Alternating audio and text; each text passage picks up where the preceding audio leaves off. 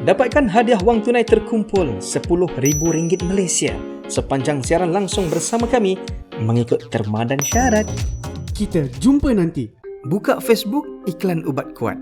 Jalan-jalan di mall, nampak iklan ubat kuat. Tidakkah anda sedar? Ubat-ubat inilah puncanya terjadi kanser prostat yang sering berlaku sekarang ini.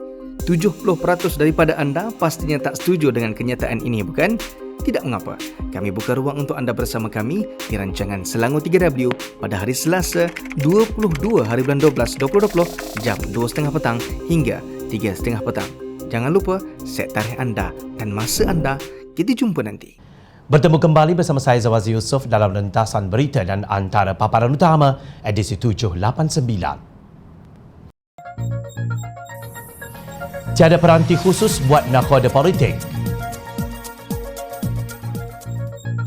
Apa makna riset tanpa islah?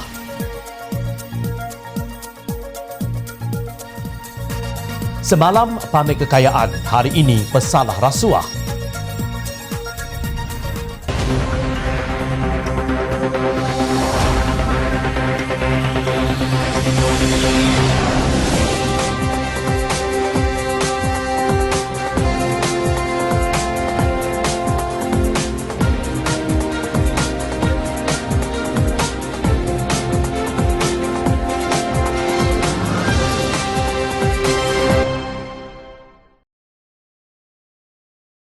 Assalamualaikum dan salam sejahtera.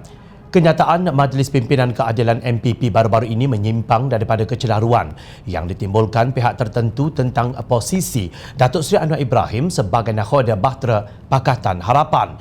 Sebaliknya, kata pengarah komunikasi keadilan Fahmi Fazil, mesyuarat MPP parti itu membincangkan beberapa isu dasar berhubung masalah rakyat. Antaranya isu pengangguran yang masih tinggi, harga barang yang melonjak serta ekonomi yang kekal suram pada ketika COVID-19 terus melanda negara. Berkaitan isu politik semasa, keadilan akan terus mengukuhkan Pakatan Harapan serta meningkatkan kerjasama di kalangan pembangkang, ujarnya. Kenyataan itu turut mengimbas situasi keadilan sejak ditubuhkan pada tahun 1999 dan pilihan raya umum yang dilalui parti itu sehingga tahun 2018. Keadilan sentiasa mendukung prinsip kerjasama, persefahaman dan gabungan politik melalui Barisan Alternatif Pakatan Rakyat dan kini Pakatan Harapan. Selama tempoh itu, kerjasama, persefahaman dan gabungan politik ini berpegang kepada prinsip mendukung agenda reformasi, menolak rasuah, kronisme serta kebobrokan yang berlaku dalam negara, tegasnya. Mengulas mengenai isu yang sama tetapi dari perspektif yang berbeza, pemimpin veteran DAP Lim Kit Siang menegaskan tiada sebarang cadangan daripada pimpinan DAP untuk menukar ketua pembangkang. Beliau merujuk kepada kegagalan kerajaan dalam menangani penularan COVID-19 yang mengatasi negara China sebagai satu pencapaian yang tidak boleh dibanggakan oleh seluruh rakyat Malaysia. Perkara ini adalah pertanda yang negara kita sedang menjunam ke arah sebuah kleptokrasi, kakistokrasi dan sebuah negara yang gagal, tegasnya. Justru apa sebenarnya yang disarankan oleh DAP? Beliau mengimbas sejarah yang dilupakan pada bulan Disember 2014. Sekumpulan 25 orang Melayu daripada kalangan mantan penjawat awam, kanan, hakim, duta dan para ilmuwan telah mengeluarkan satu kenyataan secara bersama.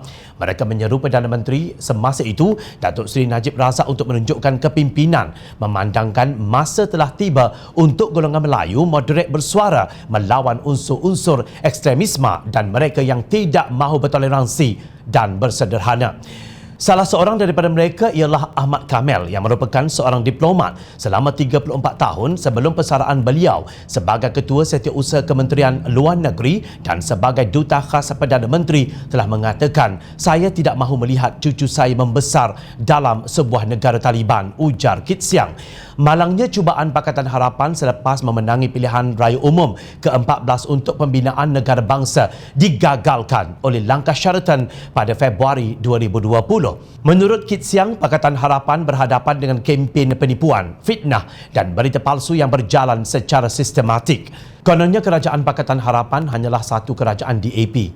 dan Perdana Menteri ketika itu Tun Dr. Mahathir hanyalah seorang pak turut DAP, dan perkara ini disertai dengan pelbagai fitnah yang mengatakan kononnya DAP anti-Islam, anti-Melayu, anti-Raja, malah DAP itu kononnya komunis, ujar Kit Siang.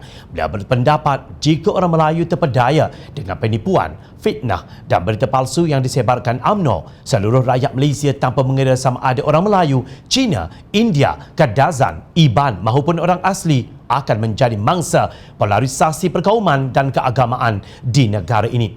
Terdapat segolongan mereka yang tidak mahu wujudkan konsensus kebangsaan yang baharu ini, dan mereka cuba sedaya upaya untuk mensabotaj usaha ini, dakwanya. Sesungguhnya tiada peranti khusus untuk nakhoda politik untuk menavigasi bahteranya menempuh lautan perjuangan yang dipenuhi gergasi kakistokrasi yang tamak halauba. Yang ada hanya kelasi-kelasi kapal yang harus terus menyokong bahtera itu daripada karam di tengah lautan. Kelasi-kelasi kapal ini punya hati nurani yang akan berpaling jika pemimpin asyik bertelagah. Justru berhentilah daripada mencari kelemahan orang lain, kerana yang penting ialah mengukuhkan kekuatannya.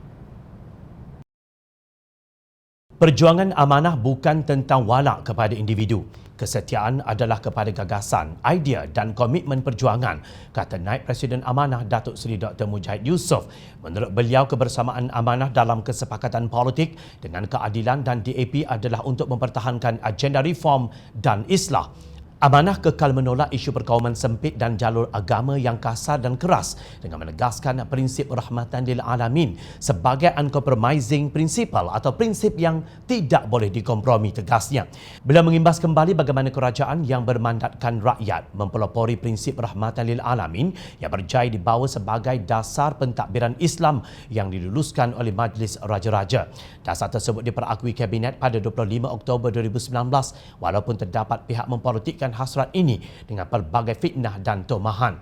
Beliau berpendapat sesiapa sahaja yang memimpin Pakatan Harapan perlu ada komitmen tidak berbelah bahagi kepada agenda besar pemulihan secara institusi. Ujarnya, Datuk Seri Anwar Ibrahim telah memimpin agenda besar ini dan tetap istiqamah mempertahankan prinsip reform bersama Muhammad Sabu dan Lim Guan Eng. Semasa Tun Dr. Mahathir mempengerusikan Pakatan Harapan, ramai dari parti beliau sendiri iaitu Bersatu gagal memahami agenda besar ini dan hasilnya adalah pembelotan. Pembelotan mereka adalah kepada agenda besar dan kepada erti kesetiaan yang telah dikhianati. Mereka yang memilih untuk khianat bukan kita yang menghalau mereka, jelasnya. Bila berkata demikian sebagai menyambung hujahnya sebelum ini bahawa sesuatu penyusunan semula atau resetting bermakna membuat penilaian apa yang telah dilakukan. Teliti kembali mana titik kelemahan dan buat rumusan jalan ke hadapan untuk mencapai matlamat tertentu yang telah ditetapkan. Ia adalah proses biasa yang perlu dibawa kepada perbincangan dalaman secara bersama dan bukan dibawa ke ruang awam, tegas Ahli Parlimen Parit Buntar itu. Menurut Mujahid, dalam konteks kesepakatan politik atau politics of coalition, idea dan gagasannya terbina dalam bentuk usaha parti-parti politik bersepakat atas persefahaman tertentu sama ada sebelum, semasa dan selepas pilihan raya untuk mencapai matlamat kuasa politik yang diinginkan. Buat masa ini, dalam perspektif pembangkang, Pakatan Harapan adalah terjemahan kepada konsep ini yang berkembang sejak 1998 lagi, katanya. Beliau turut menegaskan bahawa selepas Anwar Ibrahim kembali memimpin Pakatan Harapan, Presiden Amanah dan Setiausaha Agong DAP telah menunjukkan kesetiaan dan terus memperkukuhkan semangat agenda besar yang telah dibina sejak 1998. Pada saat agenda besar ini diuji, kekuatan kesetiaan di kalangan pemimpin besar kita adalah segala-galanya yang diperlukan oleh kita. Biarlah hendaknya jikalau nak berkawan dengan sesiapa pun dirunding dan dirujuk sesama kita dahulu. Bukan kerana cemburu, tetapi kerana nak menguji apakah mereka bersama kita dalam agenda besar yang pernah disabotaj oleh rakan sendiri semasa kita menjadi kerajaan dahulu. Masa ini bukan untuk memberi tekanan. Masa ini adalah untuk menyokong, membantu berganding bahu sehingga keputusan bersama sampai di penghujungnya. Demikian ketegasan bekas Menteri Agama di era Pakatan Harapan itu yang paling banyak menanggung fitnah daripada puak yang kini berada dalam kerajaan dengan cara tebuk atap. dasar rahmatan lil alamin turut didokong oleh keadilan dan DAP semasa dan selepas mencari kerajaan. Konsep islah dan ketegasan menolak perkawaman sempit dari keadilan dan DAP menyatukan kesatuan agenda Pakatan Harapan dan mengikat komitmen setiap kepimpinan parti. Teras Pakatan Harapan tegas mujahid. Beliau menasihati ahli setiap parti harus jelas perjalanan islah reform. Ini tak perlu tergesa-gesa menekan kepimpinan parti masing-masing dengan meletakkan tarikh dan usaha tertentu sebagai tanda kegagalan. Sesungguhnya jalan kita panjang, pacakkan layar yang kuat, cukupkan bekalan. Kemudilah dengan cekap dan yakinlah perjalanan kita akan sampai jua ke destinasinya. Kenyataan mujahid itu amat jelas ke mana hala tuju yang harus dirintis oleh Pakatan Harapan. Reset tanpa islah ibarat kanvas yang diconteng tanpa makna. Sama-samalah kita memikirkannya. Penanganan pandemik COVID-19 ternyata bukan kaleng-kaleng. Serangan yang dilakukan dengan pelbagai tingkat gelombang nampaknya telah berjaya melumpuhkan ekonomi dan sosio kehidupan seluruh penduduk dunia. Impaknya sangat dahsyat termasuk kejatuhan ekonomi, kehilangan sumber pendapatan, kebuluran, kematian dan kesengsaraan di seluruh dunia. Di Malaysia, ternyata kesan penularan COVID-19 telah menyebabkan ramai rakyat jelata yang terkesan dan terjejas secara langsung. Menakutkan. Tapi itulah kebenarannya. Mereka terpaksa merayu pihak kerajaan untuk mengeluarkan duit simpanan hari tua mereka iaitu wang simpanan KWSP demi kelangsungan hidup.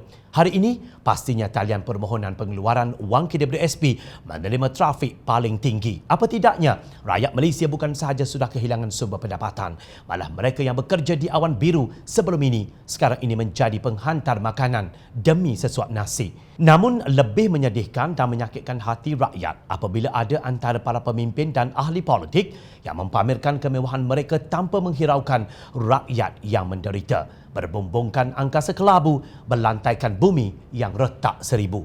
Pemimpin dan exco di Kelantan menerima kenaikan allowance yang bukan biasa-biasa. Di Kedah pula, sebelum ini kecoh tentang Menteri Besar memiliki kereta welfare dan pelbagai reaksi menjengkelkan yang dipamerkan mereka. Paling panas, bekas ahli Majlis Kepimpinan PKR Badrul Hisham Syaharin atau lebih dikenali sebagai Cikgu Bat mengkritik ahli Parlimen Putrajaya Datuk Seri Tengku Adnan Tengku Mansur yang menunjukkan kemewahan semasa majlis perkahwinan anak lelakinya semalam. Beliau berkata Kunan melakukan kesilapan dalam menguruskan persepsi.